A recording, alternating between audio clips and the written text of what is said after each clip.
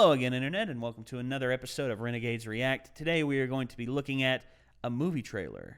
Well, more of a teaser trailer, and it's for a new movie coming out from Quentin Tarantino, whom you may all know from Pulp Fiction, Django Unchained, Inglourious Basterds. Yeah, so that guy is releasing his next film, and it's going to be called The Hateful Eight. So, a little bit of a backstory behind this film. It was not going to be made. Someone stole the script and leaked it online. Yep, they stole the script and they leaked it online. And Quentin Tarantino said, "I'm not doing it. I'm not doing it anymore." And people were mad at Tarantino, but me, I wasn't mad at him. I understood. It's just like, well, if someone's out there to troll me and wants to ruin my film, I'll just do another film. Mm-hmm. But see, wouldn't that be like giving the troll what it wants? Well, not really. Well, kind it's of. Like, but dude, at the same I time, made Tarantino shelve this movie. Yeah, I'm the man. Yeah, it kind of does, but at the same time, I can understand because right. I don't understand what it's like to make a film of this magnitude. You know, this is $100 million going towards a film, and for it to be ruined just like that, I mean, that's something I really don't want to fathom. But anyway, I'm glad he's making it because it's got a lot of good actors in it. You all have seen from the picture Samuel L. Jackson is obviously. In it. It's a common staple in Tarantino's movies nowadays. The De Niro to Scorsese. That's true. The Kurt Russell to John Carpenter. Is that right? Oh, yeah. Yeah. The, what's his name? Russell Crowe to Ridley Scott. Yeah, that's true. My name is Gladiator.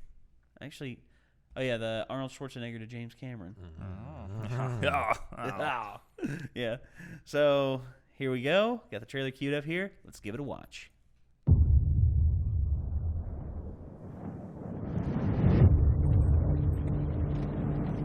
One thing I've always loved about Tarantino's films, the cinematography is always on point. There's never a point where I'm bored by the imagery. Wow. Pile of dead bodies. Brother just sitting on top. Got room for one more.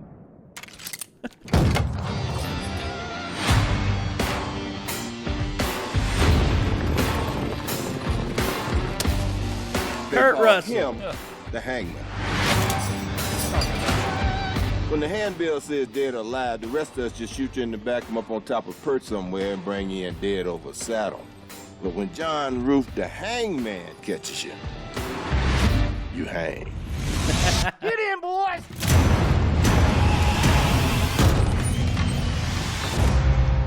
This here is Daisy Domergue. She's wanted dead or alive for murder. When that sun comes out, I'm taking this woman to hang. Is there anybody here committed to stopping me from doing that? Well. Looks like Minnie's haberdashery is about to get cozy for the next few days. Yes, it does.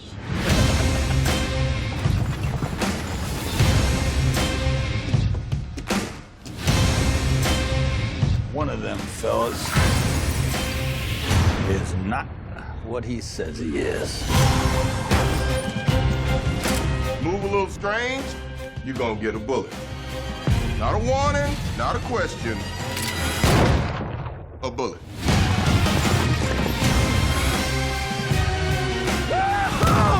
Now we're talking.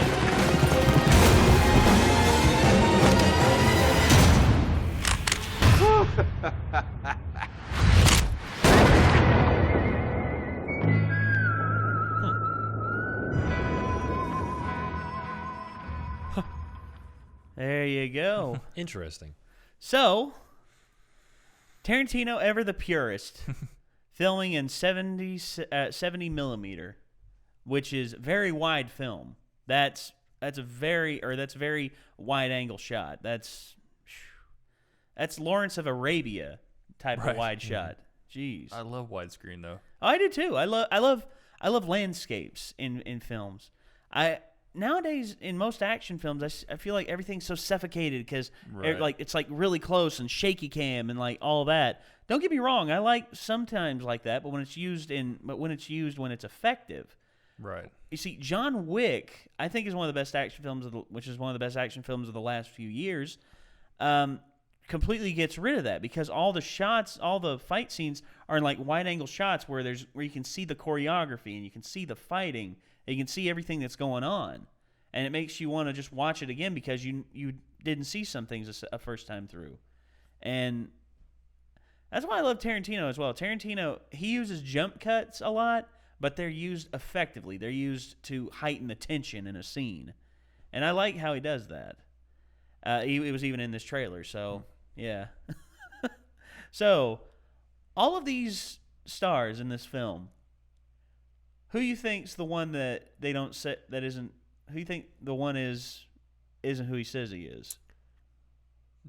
Honestly, I have no idea. I mean, it's Tarantino, so it's like that's the beautiful thing about it. I mean, you know, Kurt Russell is who he says he is, and you know Sam Jackson is as well because they know each other. And they're also the two biggest names. In the movie. Yeah, they're probably the two biggest names. And then you have Tim Roth, and then you had Bruce Dern, Walton Goggins, and friggin' Michael Madsen.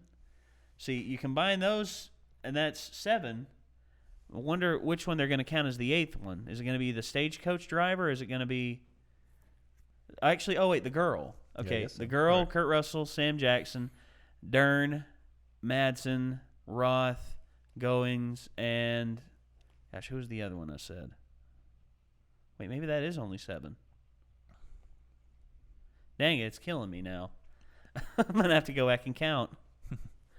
But, yeah, I'm excited for this film, man. I mean, I love Tarantino. I've been a fan of his ever since I saw Pulp Fiction the first time when I was 10 years old. Not the best time to watch that film. Nope. especially the pawn shop scene. Jesus God. Nate grew up fast. I was introduced to things at an early age I should not have been. I'm just going to put that out there.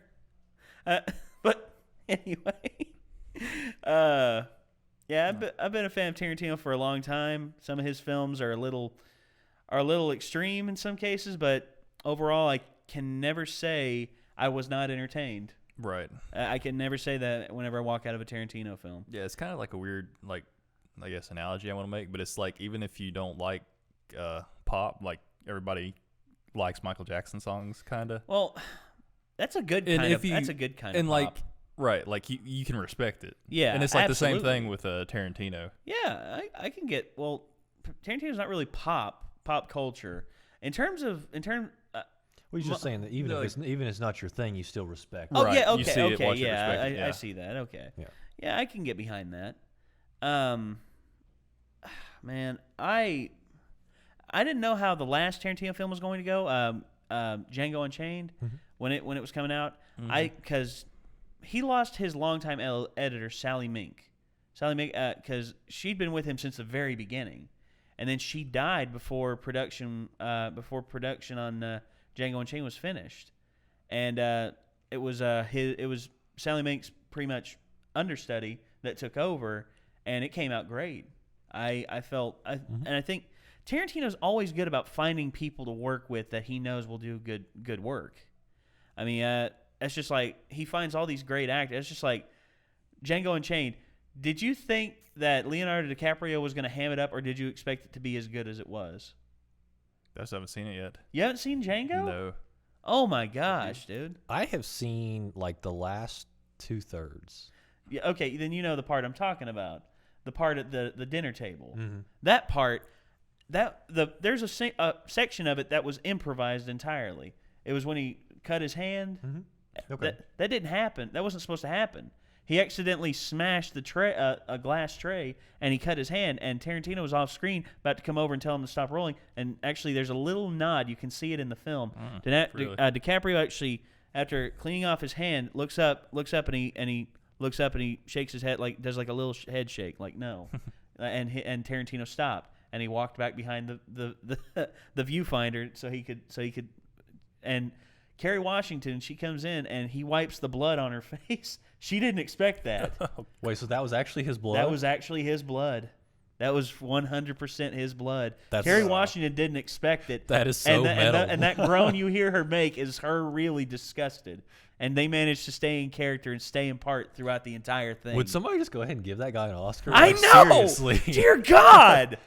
Holy crap! Leonardo DiCaprio is so metal. Rock on, man. Jeez. I'm gonna wipe my blood on your face. Yeah. But his newest film coming out, it's interesting as well. We'll probably watch that trailer here before too long as well.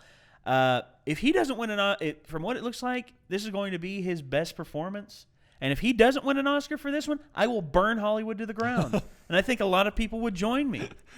Jesus. Oh, man. What does he have to do to win an Oscar? What does he have to get railed by?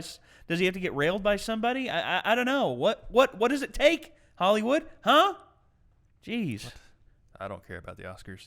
I don't need Hollywood's approval. No, I know. It's just the truth is, he's worked so hard for one, man, and he's done his damnedest to make sure he does a good performance in almost every film he's in now. Back when he did Titanic, he could have been, the Hollywood heartthrob and all that, and could have been in all these cheesy romantic comedies and all that, and women would have loved, and Hollywood would have eat it up. But he didn't want to do that. He wanted to make the films he wanted to, and thus he's still revered as a great actor, I think. Mm-hmm. I mean, yeah. Hollywood's weird in a lot of ways, and I think that's why Tarantino says that he doesn't like modern-day Hollywood because everything's so processed nowadays. Like, everything's dialed in, and I can see that. I mean, honestly, and people throw money at Michael Bay like crazy. Why do you do this? Do you want to see something original, or do you still want to see random explosions and loud noises? In slow motion. And slow motion. Oh, yeah, hot babes in slow motion. So what? I can tune into Spike TV and see the exact same thing. Don't have to leave the vicinity of my home. God. It's insane to me how Hollywood and how movie system is nowadays. I mean, you pretty much got to give a friggin' blood sacrifice and give up your firstborn in order to have a producer speak to you. It's impossible unless you know somebody. Man, see, this is what I don't mean to go off on tangents like that. I try not to. That's why we're just gonna have to start making our own movies. Oh, well, that's what we want to do. We want to eventually do that in the future.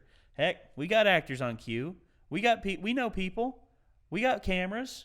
Not this camera because it's not that great, but we only use it to make recording easier. But yeah, we got cameras. We got a lot of things we could do. I have hair. He has hair. That's really all I bring to the table. And these two, you got hair and you got an awesome voice, dude. Oh, this guy here, he's got a fan base. People think he's hot. As a matter of fact, some people think he looks like Oberyn. Game of Thrones reference. Yeah, Game of Thrones reference. So yeah, I think we're gonna end it on that. End it on that. So once again, Internet, thank you for tuning into this episode. We appreciate your viewership, and we hope to see you on the next video. But until then, signing off. This is Nate, Caleb, Micah, and we'll see you later. Peace out.